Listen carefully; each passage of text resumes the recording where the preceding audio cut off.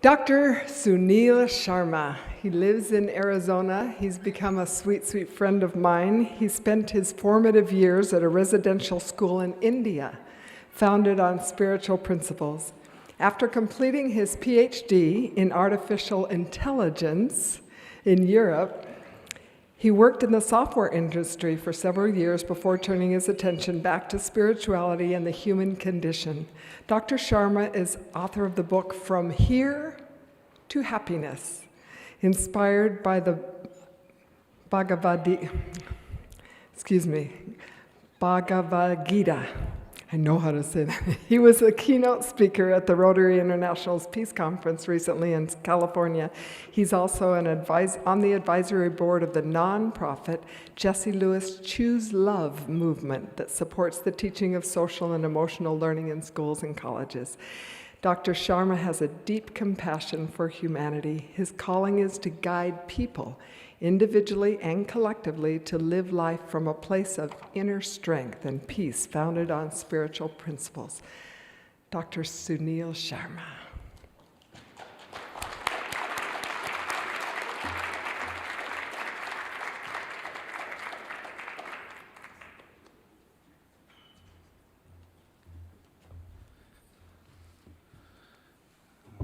Good morning, everyone.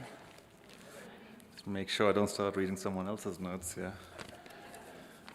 Oops.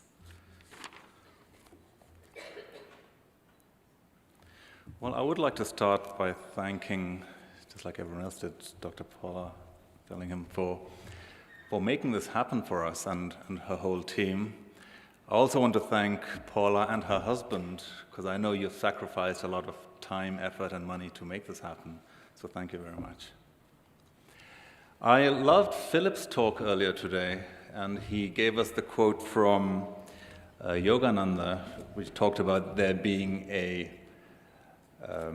power that can give us the solutions we need if we will turn to its light.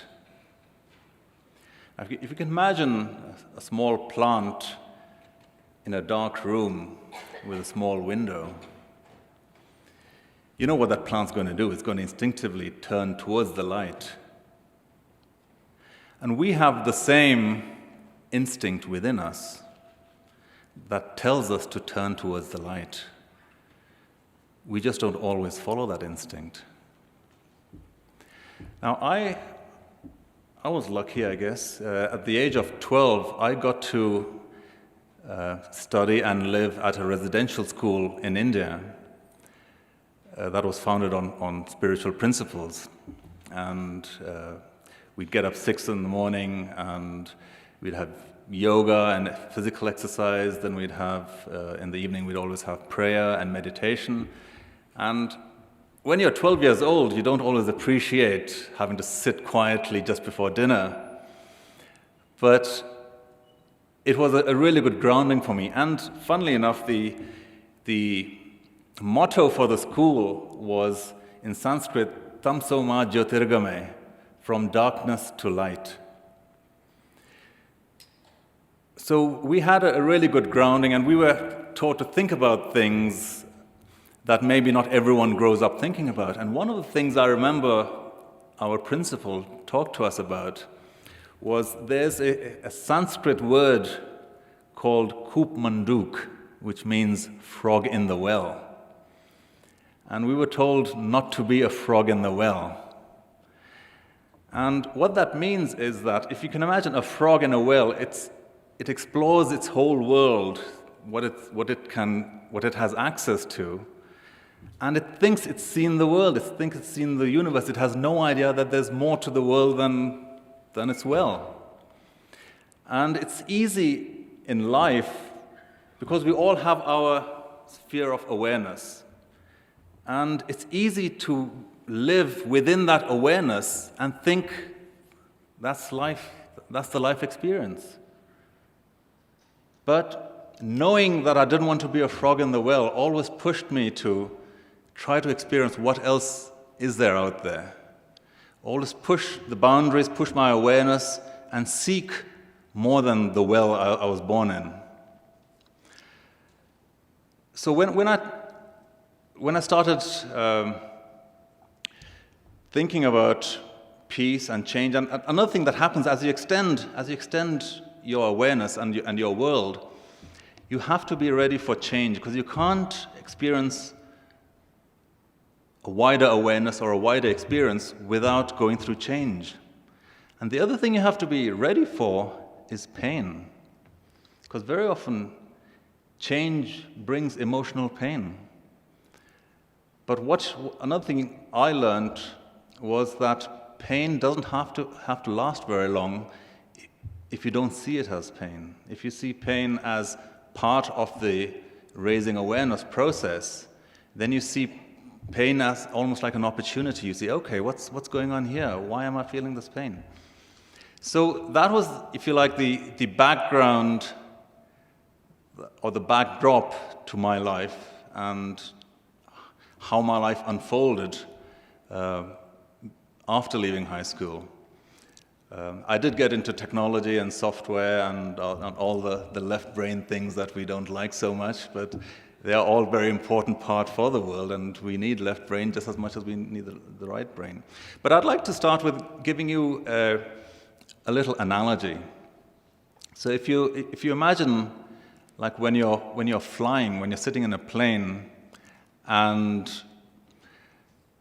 when you get to the runway, the first thing the captain does is pull on full throttle, and the plane starts going faster and faster, and you're hurtling down the runway. Then at some point, before the runway ends, the strategy changes, and the captain lifts the flaps so that the plane can fly. So if the strategy hadn't been changed, if the captain just kept on going faster and faster and faster, eventually the plane would run out of runway and crash into the ground.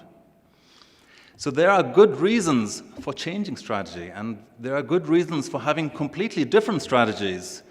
And it doesn't always necessarily mean that the first strategy was wrong.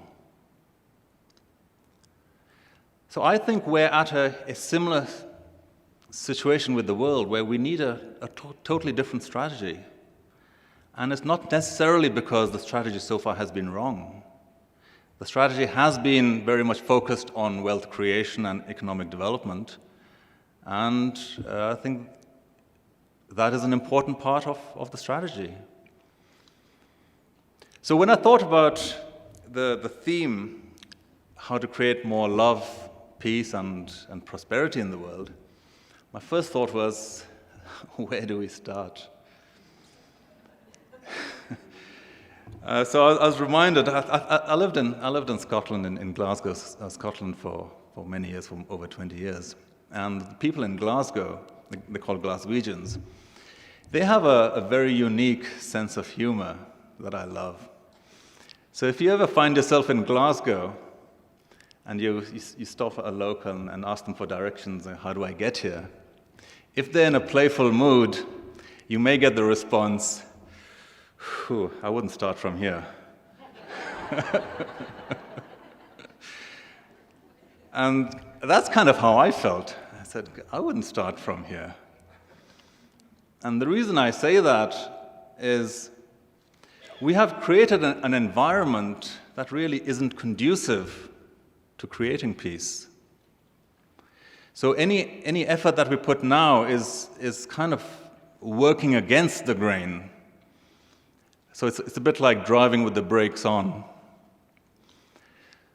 So what I'd like to propose, I think we need a few big changes to change the environment, to then make all the other changes that we're thinking of doing a lot easier. And so I came up with 3 or 4 possibly big changes. Excuse me.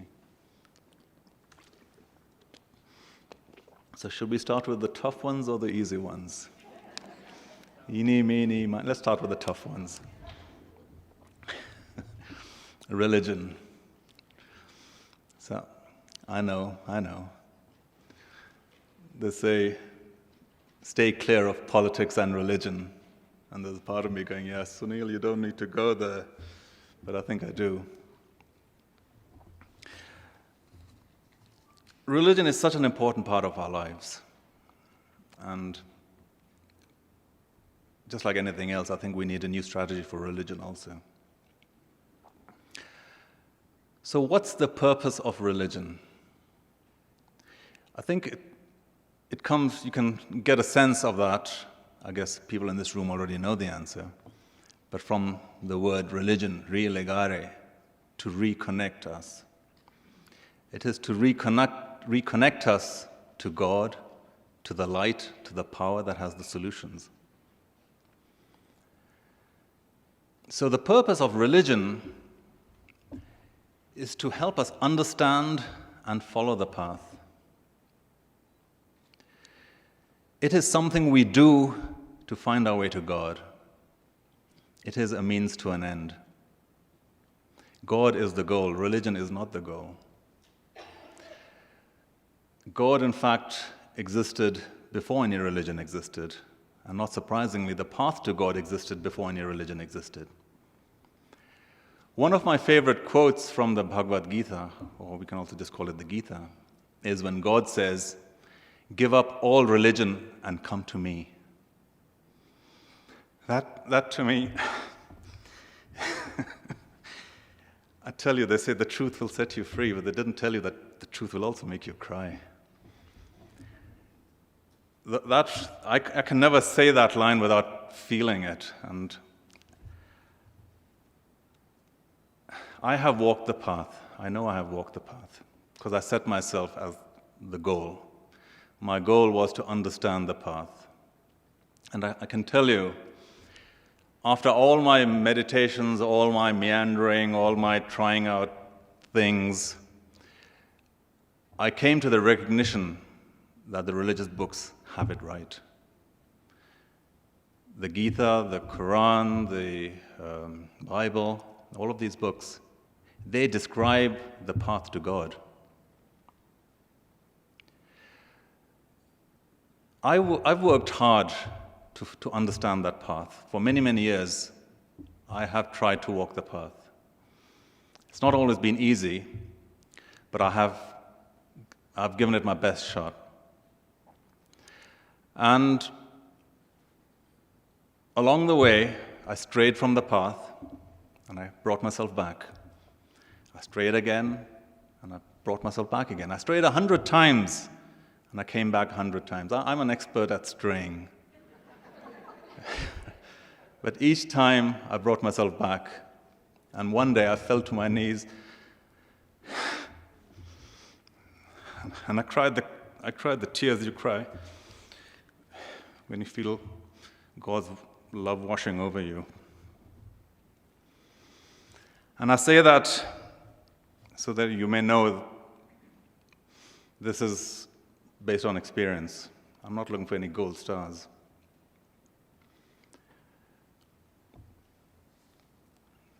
And those tears are the happiest tears I've ever cried. So the good thing about that for me was it confirmed that religion shows us the way. These books show us the way.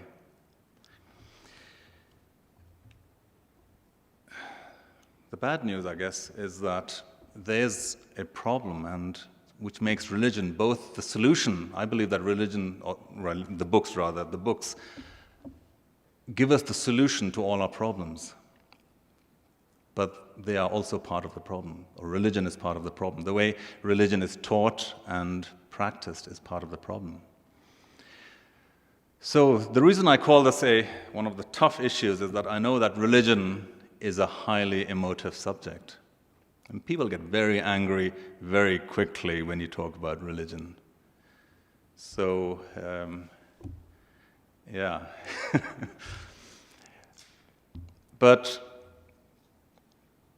And that too is part of the problem. Anger is part of the problem.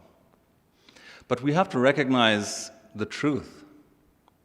So what I want to do today is present and propose a new perspective on all what I'd call God-based religions.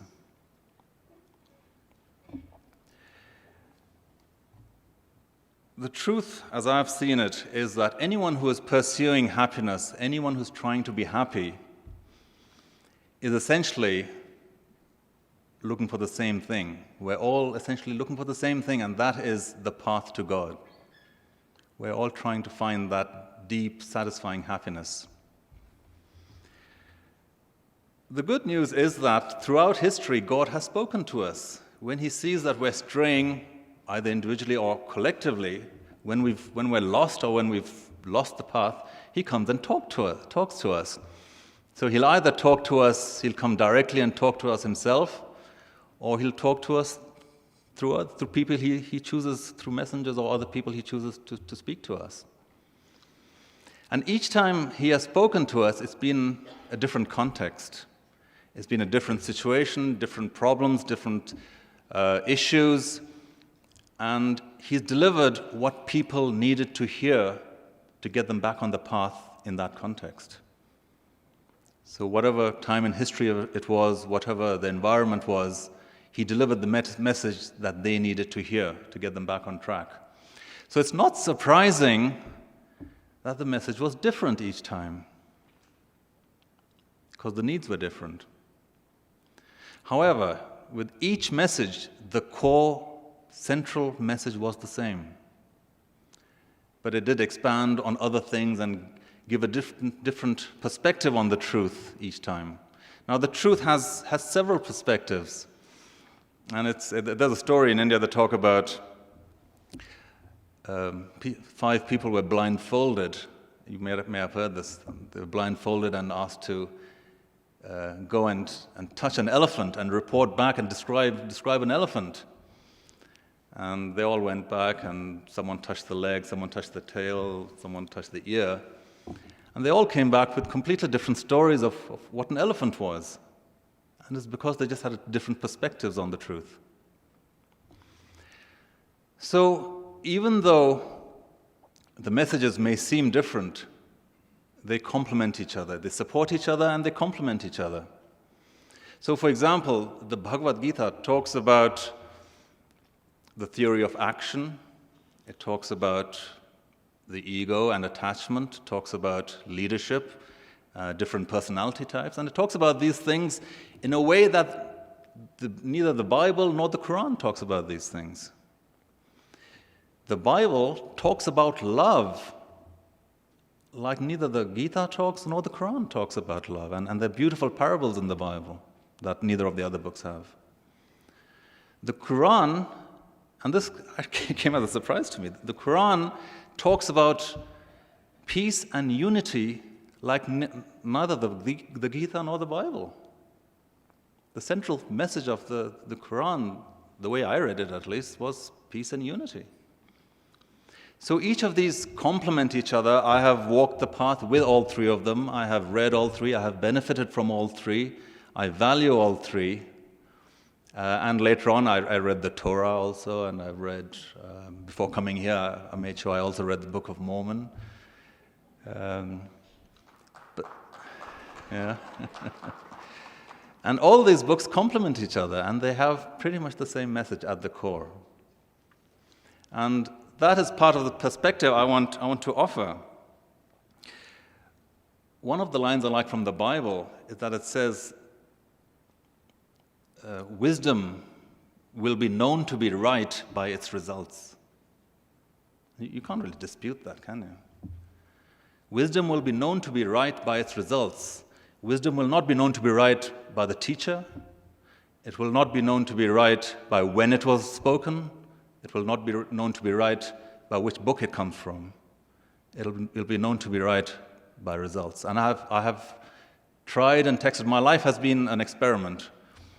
And I've experimented with all 3 of those books, and I've found results from all 3 of those books. So I can confirm that, certainly for me, I got results, and all 3 of them have some value to add, and they all enriched my life for sure. So I did have one advantage, I have to confess. Just give me a second. And the advantage I had, I grew up in a family where both my parents had different religions. So my dad was Indian and with a Hindu background, so he inspired me to read the Gita. My mom is German, Christian.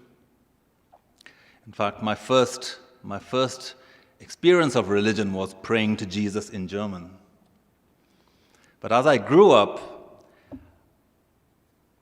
I read the Gita and the Bible, and I saw no contradiction in reading the Gita alongside the Bible and feeling the love of God in both of them. And so for me, it was a natural process of then reading other books and seeing no conflict, no confusion, and getting value and love and guidance from all of them. So I guess that was my advantage, and that has helped me in my journey. So what if we took, let's say, the three top books, the Gita, the Bible, and the Quran? What if we took these three books, we kept everything that they all prescribe, and we took away everything that they disagreed on? What do you think we'd get? I'll tell you what we get. Believe in God. Love God. Have faith in God. Believe in the spiritual realm that we go somewhere after this body dies. Believe that you reap what you sow. Do good. Forgive the ones who are unfair to you. If you make a silly mistake, recognize it, say you're sorry, and correct it. And love one another. That's it.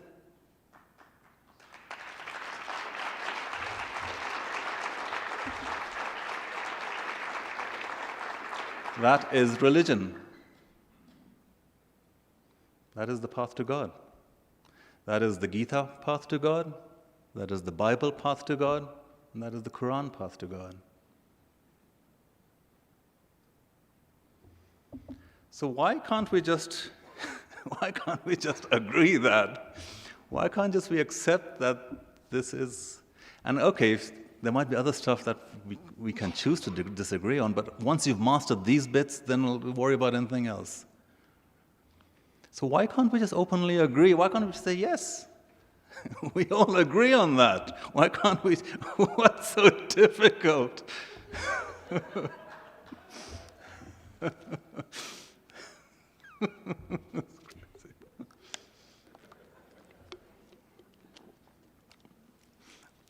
I'll tell you why I think we can't do that.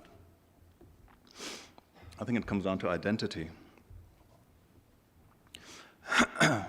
We have made religion an identity. And when I talked about having an advantage or being brought up with two religions, one advantage was that I was able to gain benefit and wisdom from different books.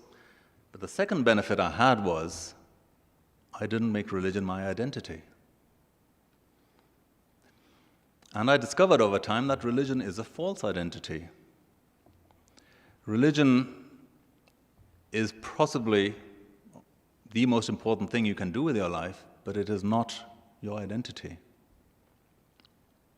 I remember in high school, we used to have a class called woodwork.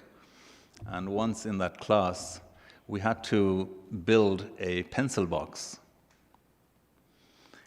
And I remember making that pencil box, and it was like a little box with a lid on top. And we got to take our boxes home with us. And I was so proud of my box. I'd made it. It was like, I made this. And yeah, it was such a beautiful box to me, and I just loved it. I showed it to everyone. I was so proud of it. It wasn't perfect. I know the lid didn't fit as snugly as it was supposed to, but it didn't matter. I just loved that box. I had created it. It was so important to me. We are creations of God.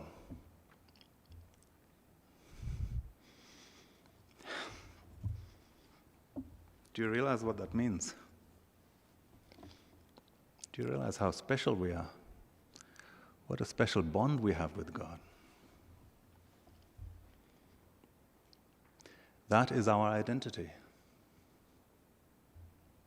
We are humans created by God. Why would anyone settle for describing themselves as a Democrat or a Republican?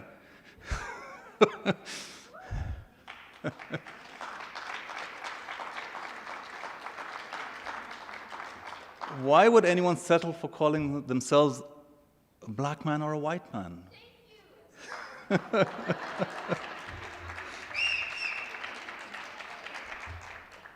I was created by God. Why would I settle for calling myself a Hindu or a Christian or a Muslim?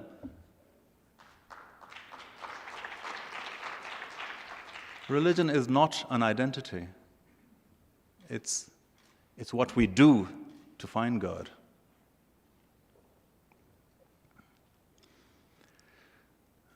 So that's one of the changes I'm proposing, is how we look at religion, how we practice religion, how we teach religion. Because if we're saying that the message is the same and we're saying it's not an identity, we have to practice it differently, we have to teach it differently.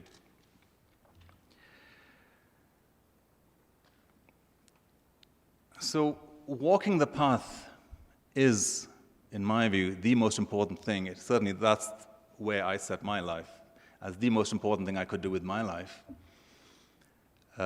To practice and understand religion, but not make it my identity. I think it's time to understand religion. I think it's time to practice religion, but I think it's also time to drop that label we've hung around our necks called religion. Because I think that is what creates the anger, that is what distracts us from really what we're trying to do, and that is to try to find happiness, try to find that power, that light, to try to find God. So, because it's such an emotive subject, it does create anger. And it comes from my identity, because if someone criticized my identity, if my identity was that I'm a white shirt wearer, if I wore a white shirt every day of my life and decided to identify myself as a white shirt wearer, the moment someone criticized white shirts, I'd get angry. So anger is something we need to talk about, and we need to teach our children about anger and emotions in general.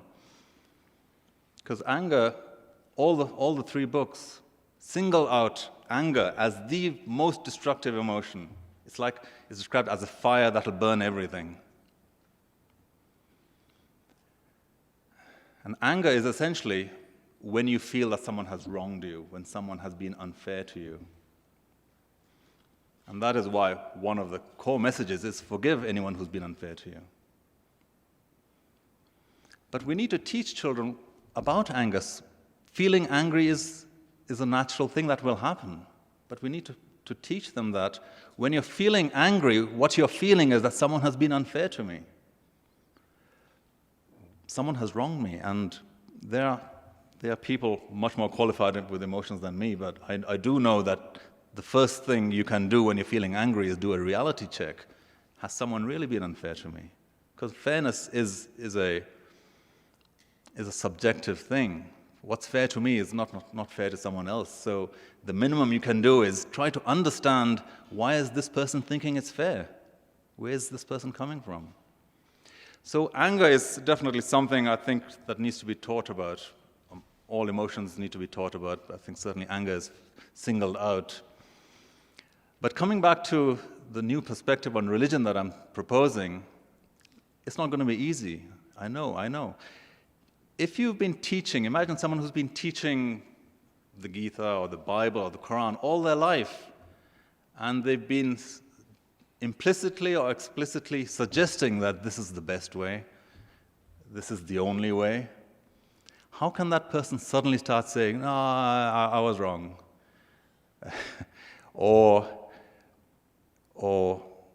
there's another perspective to the truth.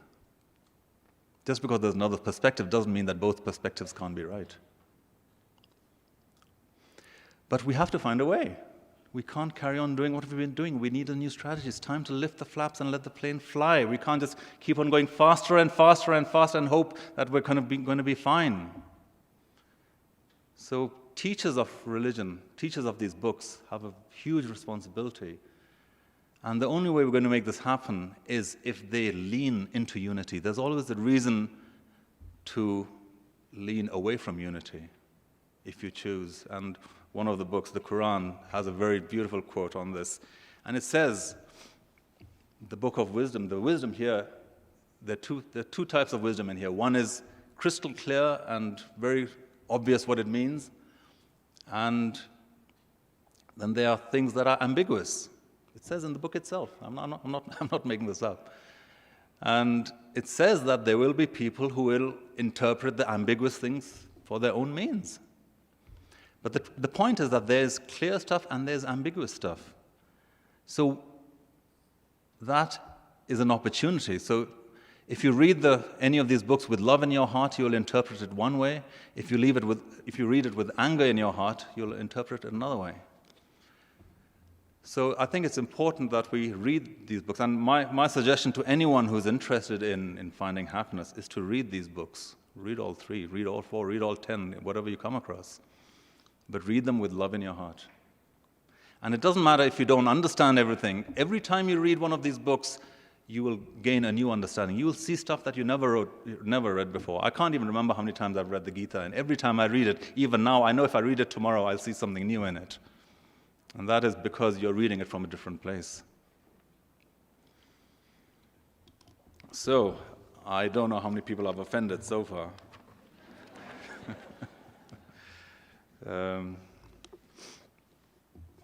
So yeah, read the books yourself. Don't listen to an angry person. And listen to your hearts. The truth is written on your hearts. The truth is written on your hearts. You just need to listen to it. So I do have a lot more to say, I think. How much time do I have? 5 minutes. Okay. I will skip some of the stuff. I'll skip most of the stuff I was going to talk about. But I did have a special message for people who follow the Quran. Again, there's a part of me saying, don't go there. You really don't need to go there. But my message is, having read the Quran myself, it was loud and clear that the central message in the Quran is peace and unity. So I almost felt like God has given a special mandate to the people following the Quran to create peace and unity, to read the book, read it with love in your hearts, and you will see the message of peace and unity shouting out loud at you. And I hope you will see both the message of peace and unity when you read it, and I recommend everyone to read all of these books. I hope you will see that anything that looks like sanctioned violence is not what some of the interpretations we've been hearing. I can give you my answer, what I read, but I want you to read it yourself. Read it with love in your heart, and you'll see there is violence sanctioned, but it's not the way it's portrayed. I don't want to give the answer. It's to prevent, self-protection. Again, my interpretation. It's to protect, in the context that this is delivered in, against people who are trying to prevent people from practicing devotion to God. That was the only violence that was to stop people from prosecuting anyone who's trying to practice devotion to God. And apart from that, I see no other sanction for violence. But anyway, moving swiftly on.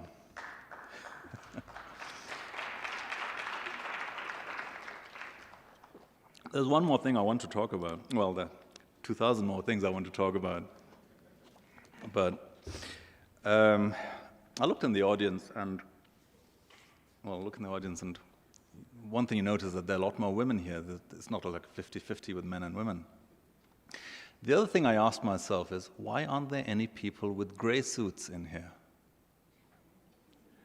Why aren't the lawyers, the bankers? We have to wear them all week. Right, okay.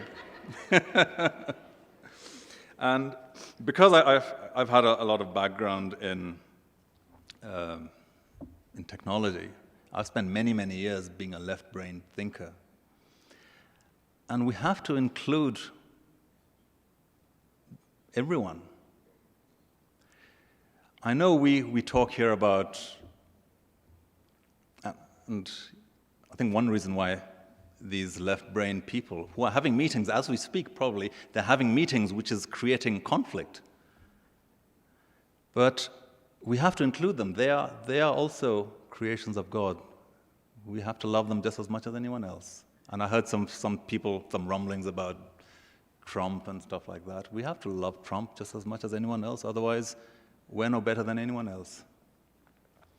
And I do believe, I'm digressing for 30 seconds, but I do believe that time will show that Trump was the perfect president for this point in time, for this country, because things will happen that wouldn't have happened if he wasn't president.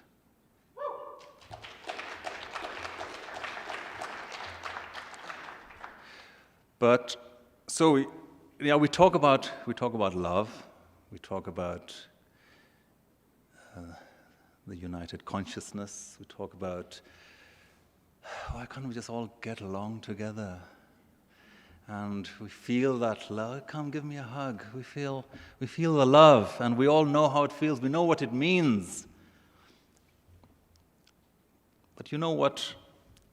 I'm calling the people in gray suits. I know I'm being unfair to them, but I mean the left-brain thinkers, the thinkers, doers who have not used to being in their hearts, not used to feeling. And so when we talk about love and hugs and unity consciousness and raising awareness and all of that, that's not their language. What do you think they hear when we talk, when we say these things? This is what I think they hear. Wow, wow, wow, wow. It's sad. But I think but we have to include them.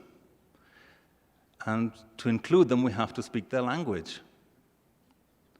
So we have to gather research on happiness, on spirituality. We have to get our facts, our figures, our spreadsheets, our little pie charts.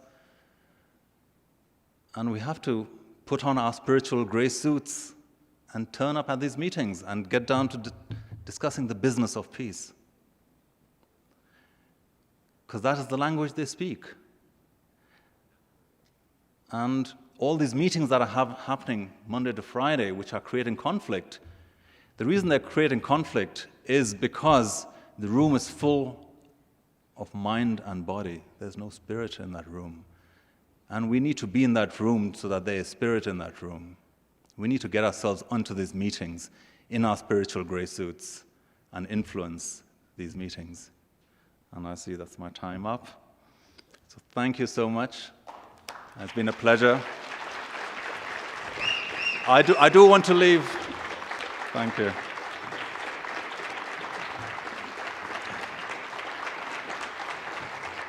Thank you.